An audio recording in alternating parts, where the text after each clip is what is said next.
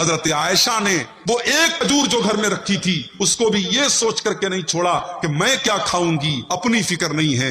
دروازے پر ایک سائلہ آئی ہے، مانگنے والی آئی ہے، حضرت عائشہ نے وہ کھجور اٹھائی اور اس عورت کو دی۔ اب ذرا غور سے سننا، بخاری کے الفاظ ہیں، اس عورت نے کھجور کو لیا، فشقھا اثنتین، اس کے دو ٹکڑے کر دیے، آدھا ایک بچی کو دے دیا، آدھا ایک بچی کو دے دیا، دونوں بچیوں کو اس عورت نے کھجور کے دو ٹکڑے کر کے دے دیے۔ وَلَمْ تَأْكُلْ مِنْهَا شَيْئًا، اور خود اس عورت نے کچھ نہیں کھایا۔ جب وہ عورت چلی گئی، حضرت عائشہ یہ منظر دیکھ کر کے بہت متاثر ہوئی۔ شام کو جب اللہ کے رسول آئے، اما عائشہ نے اللہ کے رسول کو پورا واقعہ سنایا اور کہا اللہ کے رسول ایسا ایسا معاملہ آج پیش آیا تھا، ایک عورت آئی تھی اور اس کو میں نے کھجور دیا اور اس کھجور کو اس نے دونوں بیٹیوں کو دے دیا، اس عورت نے خود نہیں کھایا۔ اب اللہ کے نبی کا جواب سنو، بیٹی والو بڑے خوش نصیب بھی ہو اور بہت بڑا امتحان بھی اللہ نے آپ کے سر پہ ڈالا۔ اللہ کے نبی نے فرمایا، اے عائشہ، من ابتلی من هذه البنات شيئا كن له سترا من النار، اے عائشہ، اللہ تعالیٰ جس کو بیٹی دے دے اور بیٹی دے کر کے جس کا امتحان اللہ تعالیٰ لے لے اور اس امتحان میں وہ ماں باپ کھرے اتر جائیں، وہ اپنی بیٹی کی صحیح پرورش کریں، کن لہو سترا من النار، تو وہ بیٹیاں اپنے ماں باپ کو جہنم کی آگ سے بچائیں گی۔ بیٹی آپ کو جہنم کی آگ سے بچانے کا کام ہے، مگر کون سی بیٹی؟ وہ بیٹی جس کو آپ نے نمازی بنایا ہے، وہ بیٹی جس کو پتا ہے کہ اس کا دوپٹہ اس کے سر پہ ہونا چاہیے، وہ بیٹی جس کو اپنی سیمائیں اور اپنی حدیں پتا ہے، وہ بیٹی جو کسی سے عشق اور پیار کے چکر میں نہیں پڑتی ہے بلکہ اپنی شرمگاہ کی، اپنی عزت و آبرو کی حفاظت۔ میری ماں بہنوں، آپ کو تو اللہ تعالیٰ نے ویسے بھی جنت میں جانا آپ کے لیے بڑا آسان کر دیا ہے۔ عورت کو جنگ میں نہیں جانا ہے، جہاد کے میدان میں عورت کو جانا نہیں ہے، عورت کو خرچہ کرنے کی کوئی ذمہ داری بھی اسلام نے نہیں دی ہے۔ عورت اگر 4 کام کر لے تو اللہ کے نبی نے کہا کہ عورت جنت میں چلی جائے گی، صرف 4 کام کر، عورت کے ذمے صرف 4 کام ہے، اگر وہ 4 کام کر لے عورت جنتی۔ کون سے 4 کام؟ اذا صلت المرأة خمسها، جب عورت 5 ٹائم کی نماز کی پابندی کرے، وصامت شہرها، رمضان کے روزے رکھے، وَأَطَاعَتْ زَوْجَهَا، اپنے شوہر کی فرما برداری کرے، شوہر کی اطاعت کرے، وَأَحْسَنَتْ فَرْجَهَا، اور اپنی شرمگاہ کی حفاظت کرے۔ یہ 4 کام اگر عورت کر لے، اللہ کے نبی فرماتے ہیں دخلت من ای ابواب الجنت شاءت، عورت جس دروازے سے چاہے وہ جنت میں چلی جائے گی۔ بس یہ 4 کام اپنے اندر پیدا کر لے، نماز کی پابندی کرے، رمضان کے روزے رکھے، شوہر کی اطاعت کرے اور اپنی عزت و آبرو کی حفاظت۔ مگر یہ 4 کام آج ہو کہاں رہے میرے بھائیوں؟ آج آپ چراغ لے کے ڈھونڈو تو شرم و حیا والی اور اپنی عزت و آبرو کی حفاظت کرنے والی عورتیں آپ کو ملیں گی، ورنہ سماج بہت بے حیائی کی طرف جا رہا ہے۔ کوئی گھر نہیں بچا ہے، کوئی گاؤں نہیں بچا ہے، کوئی خاندان نہیں بچا ہے جہاں آج لو اور افیئر نہ چل رہا ہو، جہاں لڑکی کا کوئی بوائے فرینڈ نہ ہو اور لڑکے کی کوئی گرل فرینڈ نہ ہو۔ آج یہ کلچر شہر میں نہیں، یہ گاؤں میں بنتا چلا جا رہا ہے، اور آج گھروں میں یہ بے حیائی میرے بھائیوں آج زناکاری نے ہمارے گھروں کے دروازے میں انٹری کر دی ہے۔ اور اسی لیے اللہ نے جب قرآن میں زناکاری سے ہمیں اور آپ کو روکا ہے تو اللہ نے زناکاری کے چور دروازوں سے بھی روکا ہے۔ زناکاری کہاں سے آتی ہے سماج میں؟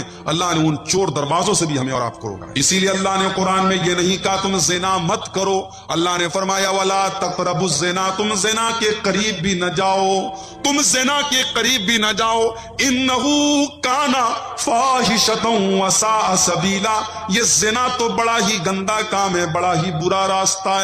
زنا تک لے کے جانے والی سب سے پہلی چیز ہے آنکھیں۔ جب لڑکا چل رہا ہے راستے میں، ایک خوبصورت لڑکی جا رہی ہے اور لڑکی نے کپڑے بھی ایسے پہنے ہوئے ہیں کہ وہ اپنی طرف لوگوں کو آکرشت کر رہی ہے، کھینچ رہی ہے۔ اب ظاہر ہے لڑکے کی نظریں اٹھ رہی ہیں لڑکی کی طرف، لڑکا اس لڑکی کو دیکھ رہا ہے اور لڑکی کو دیکھ کر کے لڑکے کے دل میں اتےجنا پیدا ہو رہی ہے، غلط خیالات پیدا ہو رہے ہیں، شہوانی خیالات پیدا ہو رہے ہیں۔ اسی لیے اللہ نے قرآن میں سب سے پہلے اس کے اوپر پابندی لگائی، فرمایا قُل لِّلْمُؤْمِنِينَ يَغُضُّوا مِنْ أَبْصَارِهِمْ، اے نبی ایمان والے مردوں سے کہہ دو کہ وہ اپنی نگاہوں کو نیچی رکھیں جب وہ راستے میں چلیں، جب وہ ٹرین کے اوپر سفر کریں، جب وہ پلین کے اوپر سفر کریں، جب وہ مارکیٹ میں جائیں، وہ بازار میں جائیں، وہ اپنی نگاہوں کو پست رکھیں، وہ اپنی نگاہوں کو نیچی رکھیں، وہ اپنی آنکھوں کو ادھر ادھر گھمانے کی کوشش نہ کریں، وہ اپنی آنکھوں کو پست رکھیں۔ کوئی خوبصورت لڑکی اگر گزر بھی جائے کوئی بے حیا لڑکی اگر گزر بھی جائے، ایک ایمان والے لڑکے کے ایمان کا تقاضا یہ ہے کہ وہ اپنی نگاہوں کو نیچی رکھ کے اپنی نگاہوں کو بچانے کی کوشش کرے، مگر آج تو سب کے پاس موبائل آ گیا ہے، اب نگاہوں کو کون بچائے؟ اب تو موبائل میں آپ کیا دیکھ رہے ہیں یہ تو یا آپ جانتے ہیں یا آپ کا موبائل جانتا ہے یا اللہ جانتا ہے۔ کون اپنے موبائل میں کیا دیکھ رہا ہے؟ ظاہر ہے کمرہ بند ہے، رات کا اندھیرا ہے، یا تو آپ جانتے ہیں یا آپ کا رب۔ کسی نے بڑی اچھی بات لکھی تھی واٹس ایپ کے اوپر، مجھے کسی نے بھیجا تھا کہ گناہ کرتے وقت آدمی دائیں دیکھتا ہے، بائیں دیکھتا ہے، سامنے دیکھتا ہے، پیچھے دیکھتا ہے، صرف اوپر نہیں دیکھتا۔ گناہ کرتے وقت انسان اوپر نہیں دیکھتا ہے، اگر اوپر دیکھتا تو گناہ نہ کرتا۔ میرے بھائیو، دنیا میں کوئی نہیں دیکھ رہا ہے مگر اللہ دیکھ رہا ہے، اور اللہ کو حساب دینا ہے۔ ارے اللہ تو وہ ہے، اللہ کی شان تو وہ ہے، یعلم خائنۃ الاعین وما تخفی الصدور۔ اللہ تو وہ ہے، جب تم راستے میں چلتے ہو تمہاری آنکھیں کہیں پر ہوتی ہیں، تمہارا نشانہ کہیں پر ہوتا ہے، تم اپنی کنکھی آنکھوں سے دیکھتے رہتے ہو۔ اللہ تعالیٰ تو تمہاری آنکھوں کی چوری کو بھی جانتا ہے، وما تخفی الصدور، اور اللہ تو وہ ہے جو دل کے اندر چلنے والے خیالات کو بھی جانتا ہے۔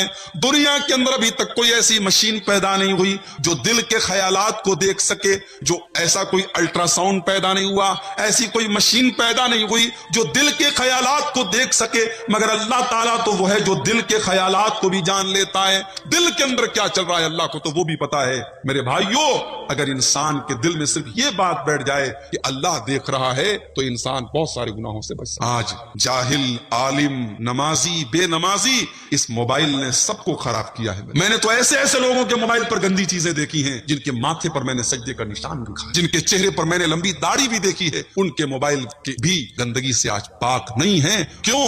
کیونکہ آج اس موبائل نے گناہ کا موقع دے دیا ہے۔ آدمی اکیلے میں ہے، موبائل اس کے پاس ہے، انٹرنیٹ چالو ہے، کچھ بھی دیکھ سکتا ہے، کون روکنے والا ہے؟ میرے بھائیو، اگر ہم نے اپنی تنہائی کو گناہوں سے نہیں بچایا تو یاد رکھو ہماری نیکیاں برباد ہو جائیں گی، ہمارے نمازیں ہماری برباد ہو جائیں گی۔ اور 17 تاریخ سن 58 ہجری کا تاریخی واقعہ سیدہ کائنات ام المؤمنین حضرت عائشہ صدیقہ رضی اللہ عنہا کی وفات حسرت آیات ہے۔ حضرت عائشہ رضی اللہ عنہا مدینہ منورہ میں فوت ہوئی ہیں۔ حضرت ابو ہریرہ رضی اللہ عنہ نے ان کا جنازہ پڑھایا ہے، اور رسول اللہ صلی اللہ علیہ وسلم کی 2500 حدیثوں کی حافظہ ہیں، اور حضور پاک کے 2500 احادیث یہ پیغمبر علیہ السلام کے الفاظ میں حضرت عائشہ نے امت کو بتائے ہیں۔ حضور پاک کی گھر کی زندگی، خلوت کی زندگی کے بارے میں اگر صحابہ کرام کو کوئی علم درپیش ہوتا تو اماں رضی اللہ عنہ کے دروازے پہ آتے، یہیں سے ان کی مشکل کشائی کر دی جاتی، اور وہ اس مشکل کو حل فرما دیتی کہ اللہ کے رسول کی ترتیب گھر کے معاملے میں یہ، گھر کے معاملے میں یہ، گھر کے معاملے میں۔ باہر کے معاملے میں تو صحابہ واقف ہے نا، خلوت اماں عائشہ جانتی ہیں، جلوت صحابہ جانتے ہیں، تو باہر کے علوم تو وہ جانتے تھے، لیکن گھر میں اللہ کے رسول کی نیند کا طریقہ، بیویوں میں گفتگو کا طریقہ، بچوں سے معاملات، باقی معاملے میں خانگی زندگی، فیملی زندگی، یہ اپنے پارٹنر لائف کے ساتھ زندگی کیسے بتانی ہے، یہ رسول اللہ صلی اللہ علیہ وسلم کی تو بیویوں کو معلوم تھی۔ امام زہری رحمہ اللہ فرماتے ہیں کہ تمام رسول اللہ کی بیویوں کا علم ایک طرف رکھ دیں اور اکیلی اماں عائشہ رضی اللہ عنہ کا علم ایک طرف رکھ دیں تو تمام بیویوں کے علوم پر بھاری ہو جائے، کہ گھر میں اللہ کے رسول صلی اللہ علیہ وسلم سے انہیں بہت کچھ سیکھا ہے۔ سیدہ کائنات رضی اللہ عنہ رسول اللہ کے بعد 48 سال زندہ رہی، اور 48 سال اس امت کی قیادت فرما کر امت کو مسائل سے بہرور فرمایا اور مسائل بتائے سمجھائے ہیں۔ ان کی وفات مدینہ منورہ میں، اور حضرت ابو ہریرہ رضی اللہ تعالی ان کا جنازہ پڑھا ہے۔ آج کل لوگ کہتے ہیں اماں عائشہ کے قاتل کا نام بتاؤ، وہ جھوٹے، یہ تو شہید ہوئی نہیں ہے، آپ کہتے قاتل کیسے ہیں؟ یہ صرف شوشہ ڈالنے کے مترادف ہے۔ ایک جھوٹی روایت یار لوگوں نے گڑھی ہے کہ کنواں کھدوایا حضرت معاویہ نے، اس پر لکڑیاں رکھوائی، اماں عائشہ کو آپ یہاں سے گزریں ہم آپ کا استقبال کریں گے۔ اماں عائشہ گزرنے لگی تو وہ اونٹنی اندر چلی گئی اور وہ ان کو اوپر سے دفن کر کے وہیں بند کر دیا۔ حضرت معاویہ کے نام پر جھوٹ ہے۔ 2200 کلومیٹر دور مدینہ منورہ سے اماں عائشہ کے وفات کے وقت معاویہ دمشق میں تھے، ملک شام میں تھے، حضرت اماں عائشہ مدینہ منورہ میں ہیں۔ کیسی بات کرتے ہو؟ اس کنویں کا کسی حدیث کی کتاب میں ذکر تک نہیں ہے، اس کنویں کا کسی صحابی اور اہل بیت کی روایت میں ذکر تک نہیں ہے، کسی سچی حدیث میں اس کا تذکرہ تک نہیں ہے۔ تو یہ اڑتی چڑیا کی رپورٹ ہے، یہ لوگوں کی زبان کی باتیں ہیں، یہ صرف پیغمبر کی بیوی کی عزت سے جلنے کے مترادف ہے۔ سنیں، عائشہ ان عورتوں میں افضل عورت ہے جن کو قرآن کہتا ہے تو نیکی ایک کرے گی ہم تجھے اجر دگنا دیں گے۔ 22ویں پارے کو رب نے شروع اس آیت سے فرمایا ہے، وَمَن يَقْنُتْ مِنكُنَّ لِلَّهِ وَرَسُولِهِ وَتَعْمَلْ صَالِحًا، نبی کی بیوی تقویدار ہے، نیک عمل کرے گی، نُؤْتِهَا أَجْرَهَا مَرَّتَيْن، ایک ہوتے مرتن ایک بار، मर्रतैन, 2 बार फरमाया तामल सालिहा, तेरी नेकी होगी, नुतिहा अजरहा मर्रतैन, रब की रहमत कहती है मैं तुम्हें 1 के 2 करके सवाब दूंगा। आयशा सिद्दीका के लिए अल्लाह के रसूल ने फरमाया फजल आयशा अला साइर निसा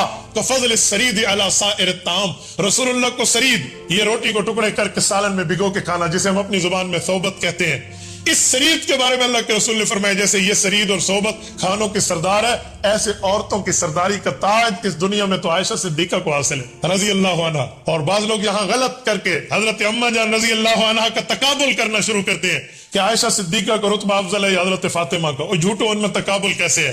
हजरत फातिमा रसूलुल्लाह की बेटी है, हजरत आयशा रसूलुल्लाह की बीवी है। बीवी का मकाम अपना होता है, औलाद का मकाम अपना होता है, लेकिन तकाबुल की क्या जरूरत है, कंपटीशन की क्या जरूरत है। औलाद में हजरत फातिमा जैसी कोई नहीं है, बीवियों में हजरत आयशा जैसी कोई नहीं। यूं करके बात फेरल की जा सकती है। एक शख्स ने तो एक अजीब बात की कि बीवी को तलाक दें तो रिश्ता खत्म हो जाता है और बेटी के लिए तलाक नहीं है, लिहाजा अम्मा आयशा से अम्मा फातिमा अफजल है।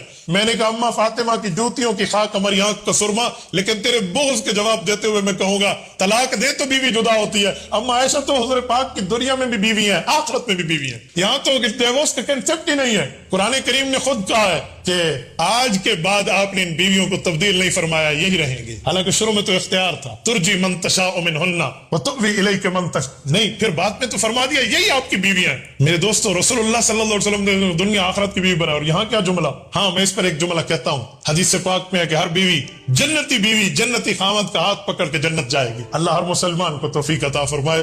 क़यामत का मंजर होगा, हजरत अली मुर्तजा के हाथ पे अम्मा फातिमा का हाथ होगा, ये जन्नत के सरदार बन के जाएंगे। लेकिन यहाँ भी हाथ में रसूलुल्लाह का हाथ अम्मा आयशा सिद्दीका के हाथ में। अम्मा आयशा माँ है, हजरत फातिमा बेटी है। बेटी का रुतबा बहुत बड़ा, हदीस पाक में जन्नत में औरतों की सरदारी का ताज अम्मा फातिमा रजी अल्लाह अन्हा के सर पे है। लेकिन माँ होती है, खुद फातिमा बेटी है, तो इनकी अपनी जन्नत कहाँ हुई? खदीजा और आयशा के कदमों में हुई ना। नहीं कहा गया अल जन्नत तहत अक़दामिल उम्महात, कि औलाद की जन्नत माँ के कदमों तले।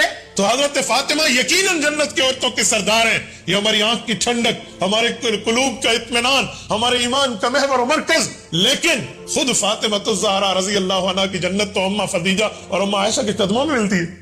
जैसे हजरत हसन और हुसैन को रजी अल्लाह अन्हुमा जन्नत के नौजवानों की सरदारी का ताज हासिल है, लेकिन इन सरदारों की अपनी निस्बत अम्मा फातिमा से क्या है? अम्मा फातिमा इनकी अम्मी है। तो हजरत हसन हुसैन बावजूद जन्नत के नौजवानों के सरदार है, लेकिन हसन हुसैन की अपनी जन्नत अम्मा फातिमा के कदमों तले। तो रुतबों में कंपटीशन नहीं होता, दर्जात और रुतबात और मकामात में कंपटीशन और मुकाबलेबाजी नहीं होती। जिसको रुतबा खुदा ने दिया, ये रुतबा बुलंद मिला, जिसको भी मिल गया। और मुद्दई के वास्ते दारो रसन कहाँ? ये वो लोग हैं जिनका वास्ता देकर तुम रब से मांगो, रब आपकी झोली भर दे। ये वो शख्सियात हैं जिनके वसीला देकर अल्लाह से मांगे, अल्लाह गुनाहों को माफ फरमा दे। इनके ऊपर इस तरह बोझ के निश्तर, इनके ऊपर इस तरह नफरत के